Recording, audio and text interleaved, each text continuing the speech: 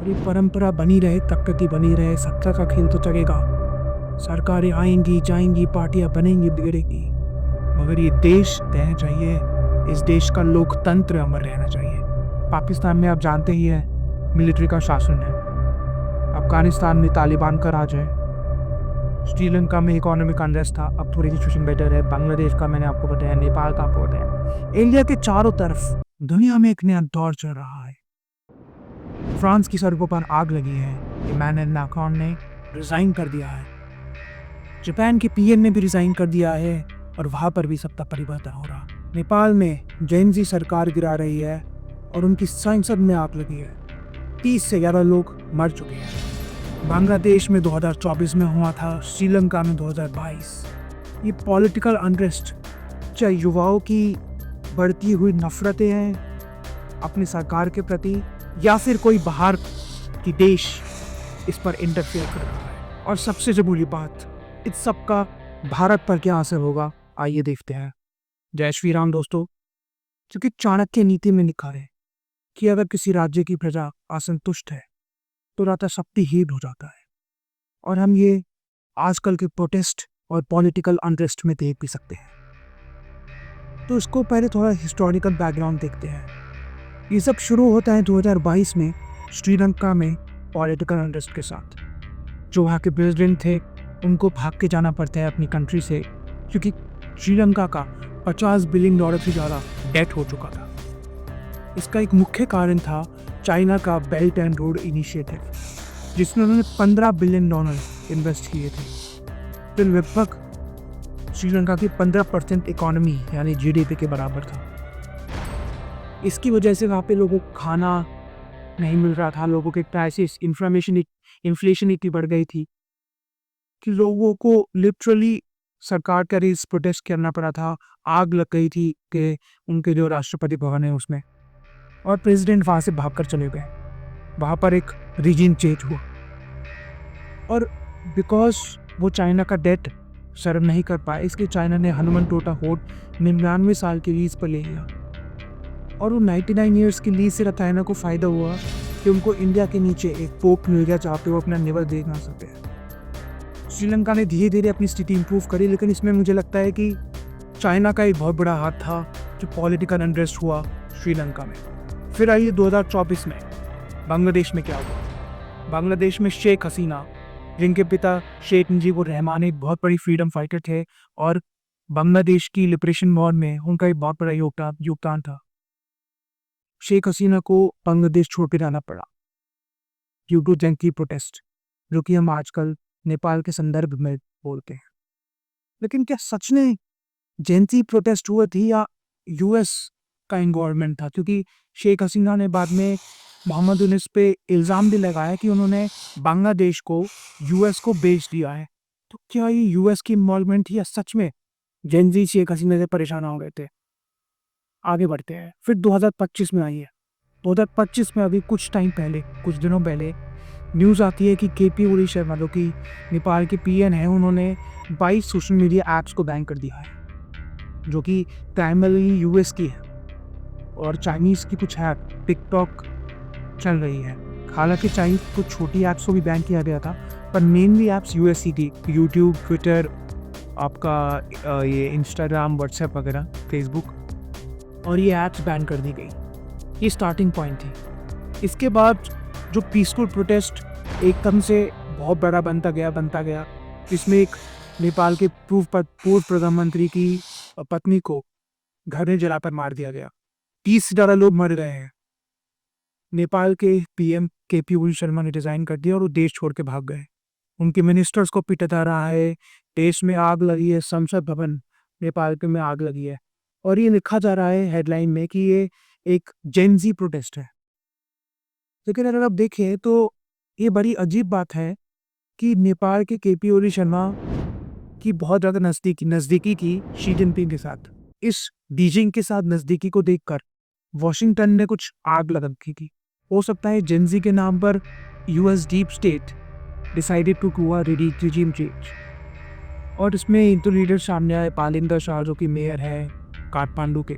और अभी एक लेटेस्ट खबर आई है कि उन्होंने एक लेडी को अप्रूव कर दिया है to become the interim prime minister, जो कि उनके संसद भवन को रद्द करेगी और नए सिरे से इलेक्शन लगाएगी।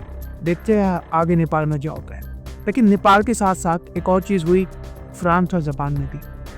फ्रांस में इमिग्रेशन लॉस को लेकर बहुत सारा अनरेस्ट था और कुछ सोशल स्पेंडिंग को कट किया गया था, क्योंकि यूएस ने, नेटो ने भी स्पेशली एक रूल बना दिया था कि at least 5% of the spending they have to do on their defence.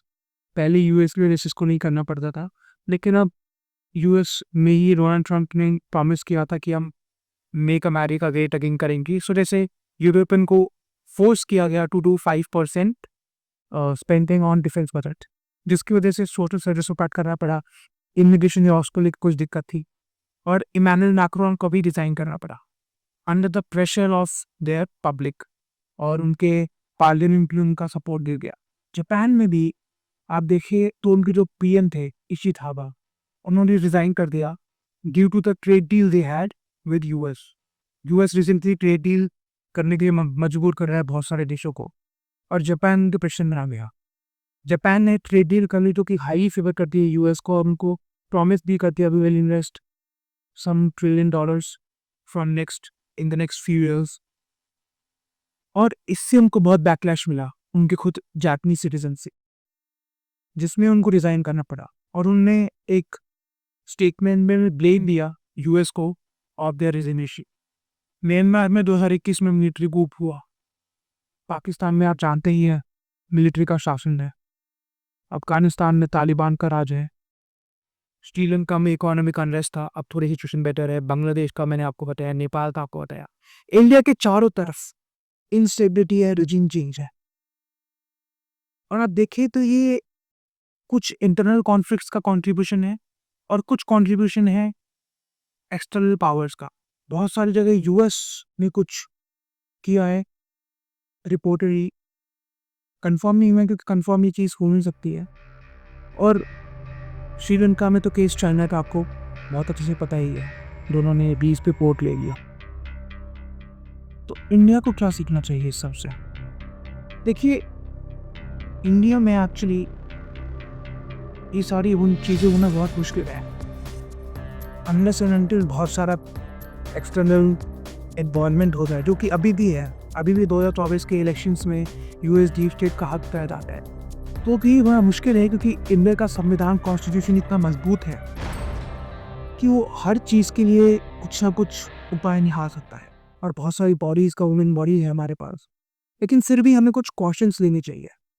सबसे पहले तो इम्पैक्ट हमारे ऊपर आ रहा है वो है सिक्योरिटी, बॉर्डर सिक्योरिटी को लेकर, क्योंकि अब नेपाल में भी लोग इंडिया की तरफ आना चाहते हैं, तो हमें अपने बॉर्डर सिक्योर करने होंगे। बांग्लादेश भी आजकल इंडिया के अगेंस्ट हो गया है। चाइना ने 99 ईयर्स के लिए पोर्ट लीज पे ले लिया है, जो कि हमारे पर नीचे है। पाकिस्तान हमेशा से मिलिटेंट्स को पनाह देता रहा है, टेररिस्ट को अपने अंदर रखता रहा है। चाइना का आप सबको पता ही है। बेशक से अभी इंडिया चाइना में रिलेशंस अच्छे हैं, लेकिन चाइना पे कभी भरोसा नहीं किया। इंडिया के चारों तरफ कुछ ना कुछ अनरेस्ट चल रहा है, तो हमें अपनी आत्मनिर्भरता, अपनी डिफेंस फोर्सेस को मजबूत रखा है, जो कि हमने कुछ हद तक किया भी है। इंडिया के अंडमान निकोबार आइलैंड्स में, ग्रेट निकोबार आइलैंड पे इंडिया एक प्रोजेक्ट ला रहा है, जो कि लॉन्ग टर्म प्रोजेक्ट है, 30 ईयर्स 30 ईयर्स। बेसिकली वहाँ पर एक ट्रांसशिपमेंट फोर्ट, नेवल बेस और फ्यूचर टेक सिटी बनाई जा रही है, जैसे कि हांगकॉन्ग है। अब ये इंडिया के लिए बहुत ज़रूरी है, क्योंकि अंडमान एंड निकोबार के ऊपर एक आइलैंड है। इनिशियली अंडमान एंड निकोबार का पार्ट था, लेकिन उसको इंडिया ने बर्मा को दान दे दिया था, क्योंकि हम बहुत ज़्यादा दानवीर हैं। और वही पोर्ट बर्मा ने चाइना को ट्रांसफ़र कर दिया। तो हमारे हनुमानटोटा कोर्ट पे चाइना बैठा है, वहाँ पे जो अंडमान निकोबार के ऊपर कोर्ट है वहाँ चाइना बैठा है। चाइना ने बांग्लादेश में पोर्ट पे कर लिया है। इन पाकिस्तान के ग्वादर पोर्ट पे उन्होंने एक अपना बेस बना लिया है। तो इंडिया को चारों तरफ से घेर रहा है चाइना। इंडिया ने इसके रिस्पॉन्स में ग्रेट निकोबार अभी प्रोजेक्ट स्टार्ट किया है, जो कि मलाक्का चोक पॉइंट को चोक कर सकता है। हांगकॉन्ग की जगह फ्यूचरिस्टिक सिटी बनाने का प्लान है। साथ ही साथ इंडिया के कुछ इकोनॉमिक कॉशंस भी देने पड़ेंगे, जो कि ongoing US India trade tariff है। इसके ऊपर मैंने वीडियो बनाया, आप जाके देख सकते हैं। इससे इकोनॉमिक्स में भी कुछ डाउनसाइड हो सकती है इंडिया को, लेकिन इसको बहुत सी चीज़ें काउंटर करने के लिए पीएम मोदी ने ऑलरेडी इस साल इनकम टैक्स में बहुत बड़ा रिलीफ किया है और जीएसटी के रिफॉर्म किए। मैंने इसकी बात पहले वाली वीडियो में भी की। इन चीज़ों से न कि इकोनॉमिक स्टेबिलिटी को भी हम इंश्योर कर सकते हैं, साथ ही साथ हमें ऑल्टरनेटिव्स ढूंढने होंगे, स्पेशली अपने नेबर्स के साथ। श्रीलंका के प्रेसिडेंट रिसेंटली इंडिया आए थे, काफ़ी अच्छी बातचीत हुई थी। We are having talks with Maldives as well, जो कि कुछ टाइम पहले इंडिया के खिलाफ था, लेकिन अब we are talking with them. China में बायोलेटरल टॉक को अभी डायरेक्टली पीएम मोदी के कहा एससीओ समिट में, वहाँ पे we are resuming direct flights. So we are having talks with our neighbours. Pakistan is not even considering to talk because Pakistan is not worth it. They are just bunch of militants in the form of army, so let's not talk to them. It is unfortunate we can't change our neighbors, but it is what it is. दोस्तों, महाभारत का एक श्लोक है, राज्य प्रजा सुखिनेव राज्य सुखम ततो भवेत्। इसका मतलब है कि राज्य की प्रजा की सुख में राजा का सुख है और राज्य की वेलफेयर में राजा का सुख है। इंडिया इसको बहुत अच्छे से जानता है, इसलिए हमें लेसन्स लेने होंगे कि हम अपने यूथ को डिस्कनेक्ट ना करें, अपनी प्रजा यानी कि अपने सिटीजन्स को गवर्नमेंट से डिस्कनेक्ट ना करें। इस वजह से बहुत सारे प्रोग्राम्स और जैसे कि मन की बात और परीक्षा पे चर्चा पीएम मोदी करते रहते हैं। बढ़ती टेक्नोलॉजी के साथ अपने आप को बढ़ाना होगा, इंडिया को आत्मनिर्भर बनना होगा। अभी आप लोग जानते होंगे कि हमें तेजस स्मार्टफोन के इंजन चाहिए, जो कि हम खुद प्रोड्यूस नहीं करते, हमें यूएस से चाहिए, पर यूएस उनको डिले कर रहा है। इस वजह से हमारे तेजस में प्रोडक्शन के रिलीज हो रहे हैं। अब इन सारी चीज़ों की वजह से हमें आत्मनिर्भर बनना होगा। अब ये सोचिए कि जितना भी हमारा आसपास का इंटरनेट मीडिया है वो सारा यूएस कंट्रोल्ड है। ट्विटर में कोई अगर एंटी इंडिया ट्रेंड चलाना हो तो बहुत अच्छे से चल सकता है, क्योंकि उसको यूएस कंपनी ओन करती है। We have to be independent on all these matters. I can go on and on about all these topics. India में अलग अलग पॉलिटिकल पार्टीज अपने अलग अलग एजेंडे रचन आती है। अभी रिसेंटली पहलगाम इंसिडेंट में कांग्रेस पार्टी के जो हेड है एलओपी राहुल गांधी बोलने लगे कि इंडिया के 5 सफ़ेद हैं, जो भी झूठ है, और जिसको पाकिस्तान अपनी स्टेटमेंट में कोट कर रहा है कि इंडिया के एलओपी ने ऐसा कहा। एक बहुत 1996 की आई थिंक खट्टर जी की स्पीच है ना, पढ़ा था कि इस कैसे उनको नरसिम्हा राव जी ने जेनीवा भेजा था। वो दिन को देख के पाकिस्तानी के जो काउंटर पार्ट थे वो बहुत शौक रह गए थे कि कैसे अपोजिशन पार्टी को भेज दिया। अटल जी ने कहा था हमारे यहाँ पर अपोजिशन और सरकार दोनों मिलकर इंडिया को आगे लेके जाने की बात करती है, भारत को विकसित बनाने की बात करती है। एक दूसरे को नीचे खींचना ठीक है, लेकिन इंटरनेशनल स्तर पर we have to maintain unity. ये हमारी परंपरा नहीं है, हमारी प्रकृति नहीं है, और ये परंपरा बनी रहे, प्रकृति बनी रहे, सत्ता का खेल तो चलेगा। सरकारें आएंगी जाएंगी, पार्टियां बनेंगी बिगड़ेगी, मगर ये देश रहना चाहिए, इस देश का लोकतंत्र अमर रहना चाहिए।